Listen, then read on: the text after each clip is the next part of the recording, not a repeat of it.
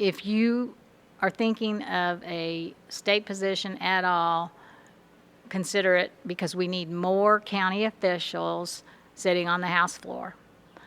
And I would encourage it. Now, have all your ducks in a row. Go down there for the right reasons. The full and free exercise of our sacred right and duty to vote is more important in the long run than the personal hopes or ambitions of any candidate for any office in the land. You're listening to High Turnout, Wide Margins, an insider's look at election administration hosted by Brianna Lennon and Eric Fay. Welcome back to another exciting episode of High Turnout, Wide Margins. This is Brianna Lennon. I'm the county clerk for Boone County, Missouri, and with me is my co-host, Eric Fay, Director of Elections in St. Louis County, Missouri. And we're very excited to be talking to Representative Peggy McGaugh. So Representative, you are a legislator now, but previous to that, you served as a county clerk for a really long time, and I think mentored a lot of new clerks into the profession. But what we always ask our guests first is to learn a little bit about them and their path into elections. So can you tell us a little bit about how you ended up in this industry, I guess? Of course. It's pretty much the story of my life, because one of my first jobs was in the Hall of Waters in Excelsior Springs, Missouri, where they have government offices. And it was a program for youth, not at-risk youth. Don't get that rumor started. But it was youth that needed summer jobs, keep us off the street type. Anyway, so my dad was a city employee, so I got this job at the City Hall offices. Now, mind you, that they didn't do the elections, but just the whole government experience was kind of cool to me. Neither of my parents went to college, or, they were just workforce, blue collar, so I kind of had my aspirations into, I think I'm going to be something else, I'm going to work towards something else. So, fast forward, when my husband and I met, and he was farming at the time, and we decided to move to Carroll County, which there I was looking for a job. And there was a courthouse job open, and so I just went and saw it in the paper and went in and applied and got hired in the county clerk's office by a very, very nice man, elderly gentleman. His name was Howard Payne, and he was just a very fatherly figure, very stoic and, in his ways, but he mentored me, and he was going to turn 70 the year that the office was open. So he came to me and said, and I worked for him 9 years, would you like to file? You think you want to be county clerk because I think you could do it? And I said, I've got a child, I've got this, I had all the excuses. And he said, how about if I pay your filing fee? Which back then it was $50, which was a lot. When you're making minimum wage, which by the way back then was $4.25. And so he did. He paid my filing fee.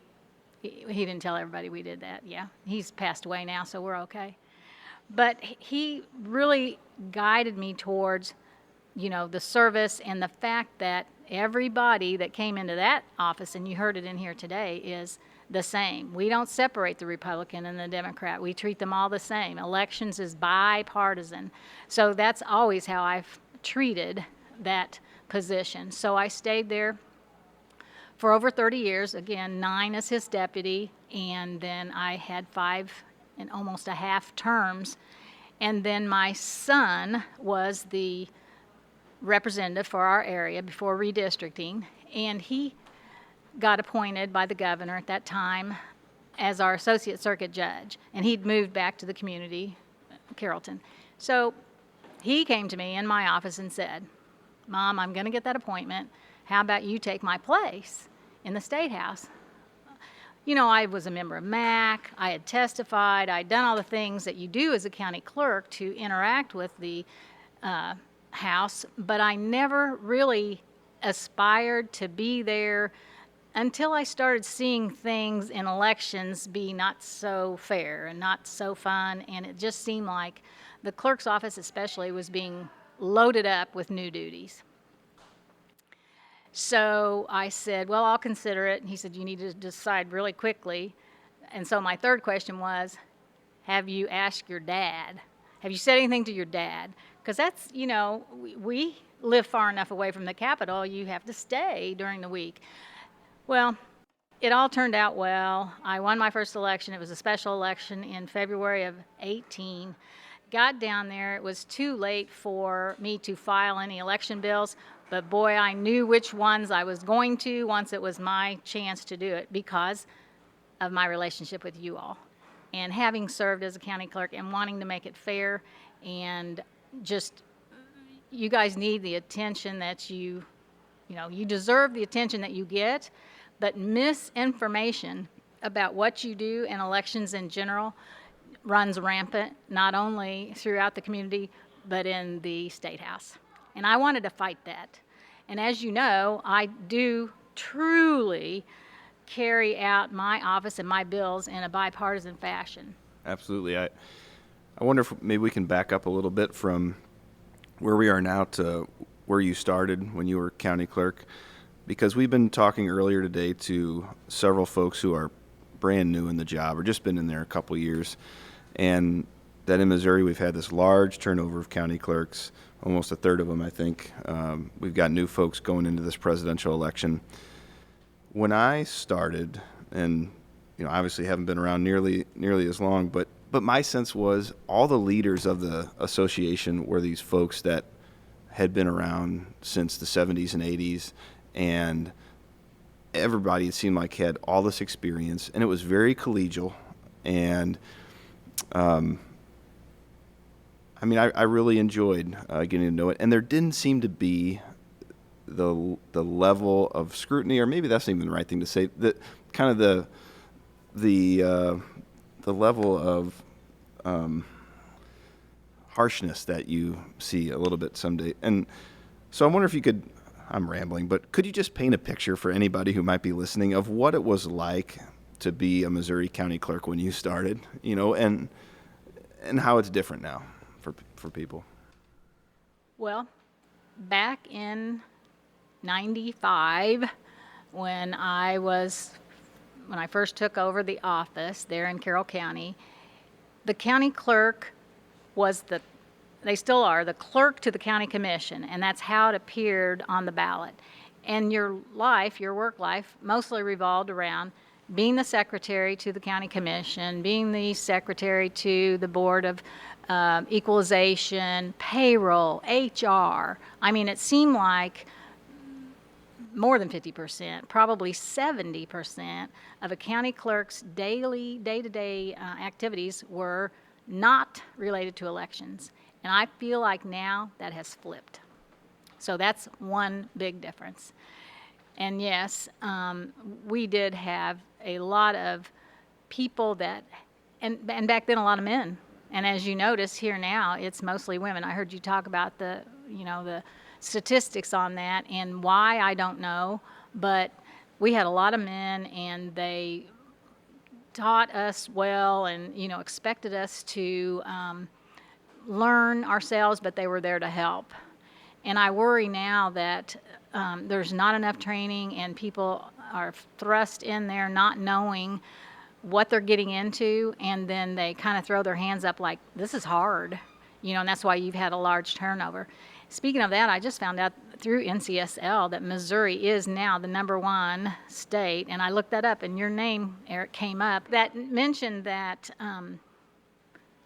I think it was over 70% since 2019 in our association. Your association has flipped with people retiring, coming, and then leaving again in short term, and then just throwing their hands up. They don't want to come back, and that's what forces new ones to come on.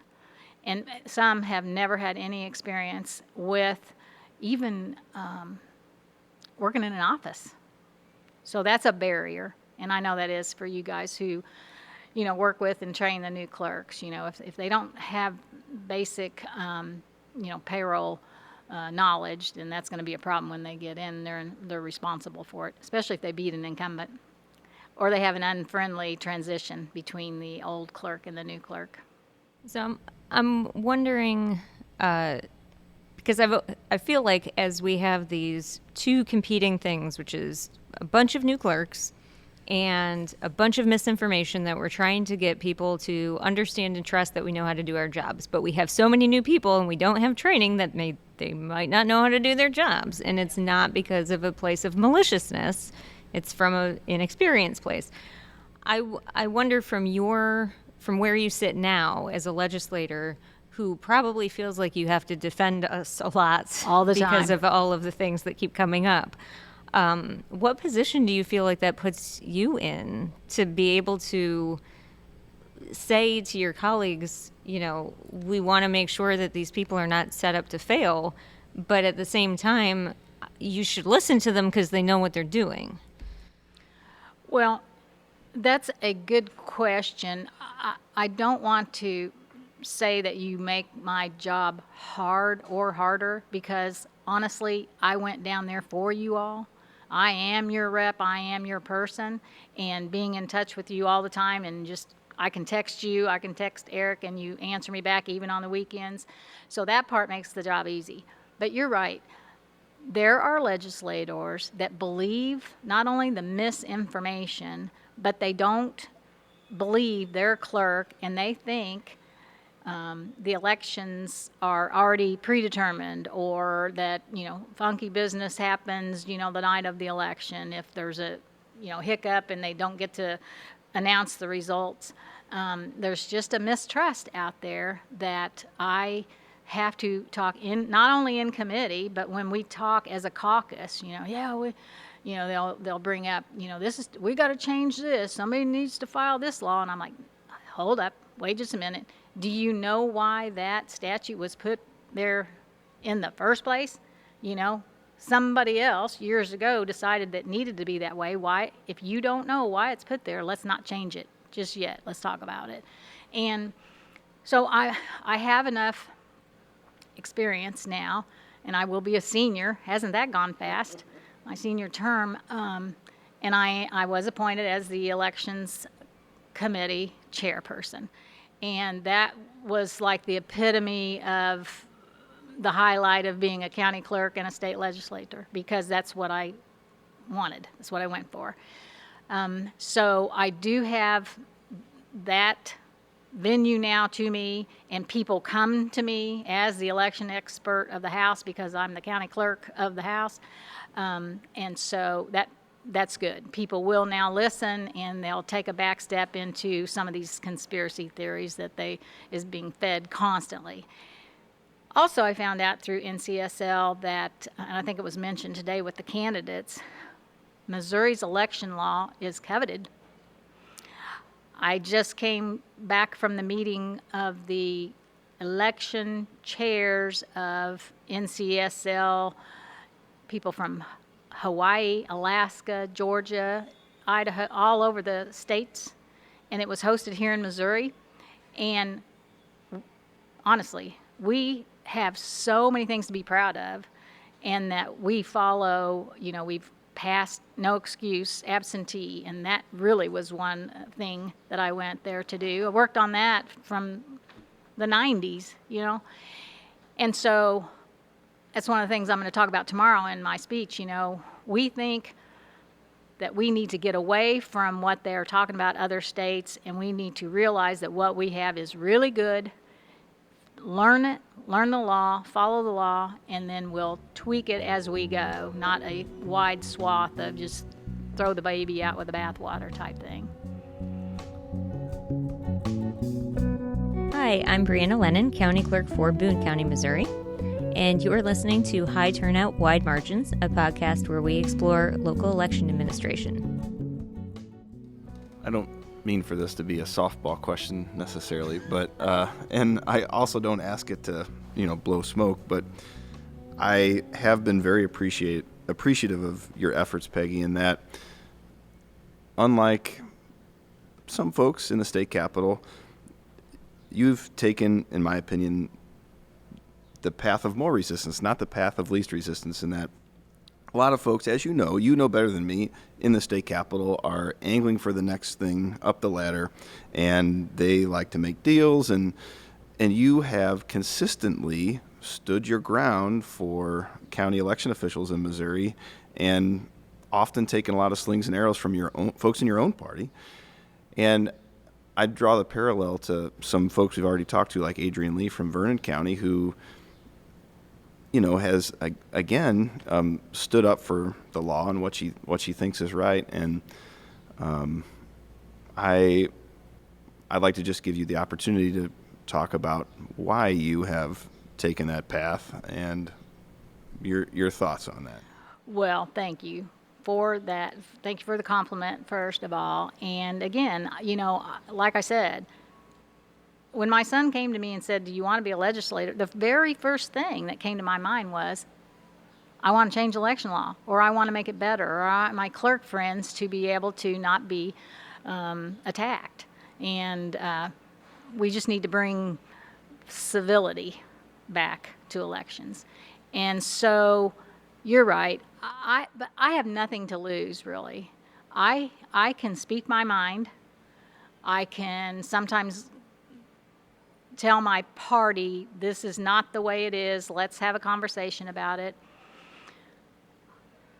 I don't want to be Secretary of State. I'm not even going to, I don't have a path to Senate either, because the senator from my area, due to redistricting, used to be the position I'm in now, the rep, so that's another 8 years.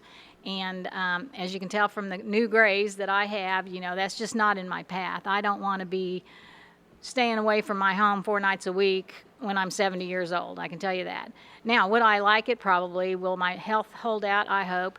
But I'm also my mom's primary caregiver, and she needs me. She's 90, and she needs me back home, too. So sometimes I just have to bite my tongue. I really do. And you've probably seen it in committee. But other times, like I said, I got nothing to lose. I'm going to tell the truth, and I'm going to say the way it is. Whether my legislation moves or not, at least I go to sleep each night knowing that I stood my ground and made my peace with, if they wanted to listen.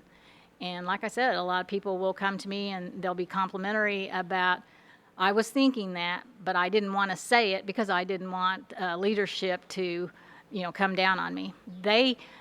Leadership, they don't come down on me because they respect that I do know what I'm talking about. But as you found out this year, the very bill that we needed to pass was a non-election bill. And because of a couple of votes I took that, didn't fit the narrative, for some reason, my bill just fell off the calendar. So I do regret sometimes that I am so vocal when I'm trying to do something and it gets swept away because of a stance on another thing. One of the things that you touched on is the fact that you are term limited out, and that you will be term limited out after your next 2-year cycle. And there are not very many clerks. I mean, there's so many new clerks, but it's not like the turnover that we've had, or because they're running for other offices. There are a few, but not very many. And certainly some of the ones that we've had haven't had very much experience as a clerk before they make the move to the next position. What would you say to, I guess, what would you say to a clerk that was thinking about going into the legislature? And also, can you touch on the importance of having former clerks in the legislature? If you are thinking of a state position at all, consider it, because we need more county officials sitting on the House floor. And I would encourage it. Now, have all your ducks in a row. Go down there for the right reasons. First of all, it's a pay cut. So you got to get ready for that. So in my instance, I was able to supplement my paltry legislator pay with my SURF benefits that I gained while I was the county clerk. So that worked well for me, and some people don't have that. You want to make sure that again, you're going for the right reasons, and you want to make sure that you listen to the people of what is the issue in your district, not statewide, not what's happening in other states, what's happening in Missouri and what's happening in your area, so that you can be a person that represents your 37,000 people. And you got to remember, Brianna, that my district changed with the new census to the 3 counties I started out with. 2 of the 3 totally got taken away from me, and I got 2 more. So in essence, I have represented 5.5 counties in what will be my 8 years. Hopefully, I am on the ballot, and I do have competition, by the way, disclaimer. But, that's a lot. And people, like in your area, their 37,000 people is a neighborhood or a town, right? So rural representatives have a lot of land mass. It's not easy. You need to be prepared for being on the road a lot, driving a lot, just being with your people.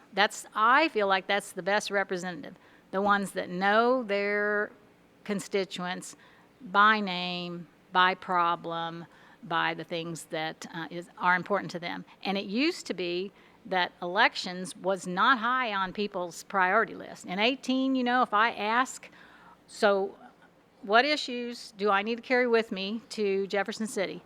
Roads, blacktops, don't give them back to the counties, fix the roads, jobs, the economy. And I would bring up elections. I love our county. Yeah, elections are good. We're good. It's flipped now. Immigration. I'm sorry, that's a federal issue, really, right now. But yeah, people bring up the machines or, fraud. Oh, I know someone's not a true person that lives here. They just have a home, a vacation home, just all those things. I mean, I feel like the press has worked people up to a frenzy in that there are so many things wrong with our elections when there are not. Not in Missouri. And we know that, and you know that, and that's why you are good at your job. Do you have any advice for other legislators of, like, what do you think the ideal relationship would be like between clerks that are trying to talk to a legislator about an issue that is of concern to them? There's going to be a large number of freshmen on the House, and so one of the first things the sitting county clerk needs to do is welcome that person, whether it's the same party or not. Let them come to the office, see how elections are run, or by that time, it'll be the certification or something. Let them in on the equipment and all the things that go together in, making a successful election. Start out on the right foot, even if there was a hiccup. Make sure that this new state legislator especially knows, what went on behind the scenes, and open that up to them. And I say that same thing to them. It's like, have you met your new county? If someone will come up, so-and-so did this. Did you actually go to the office? Have you met them? Did you just read the newspaper article, listen to the radio, or did you actually talk face-to-face with the person that certified your election? And yeah, do I shame them? Maybe. But it makes it happen, I feel like if you've made it that far to be a legislator, there's a whole lot of people that helped you get there, and you want to talk to the elections board, even if it's a different party. You want to get along with what's happening there. It's very, very important. You've been listening to High Turnout, Wide Margins, a podcast that explores local election administration. I'm your host, Eric Fay, alongside Brianna Lennon. A big thanks to KBIA and the Election Center for making this podcast possible. Our managing editor is Rebecca Smith, managing producer is Aaron Hay, our associate producer is Katie Quinn, and our digital producer is Mark Johnson. This has been High Turnout, Wide Margins. Thanks for listening.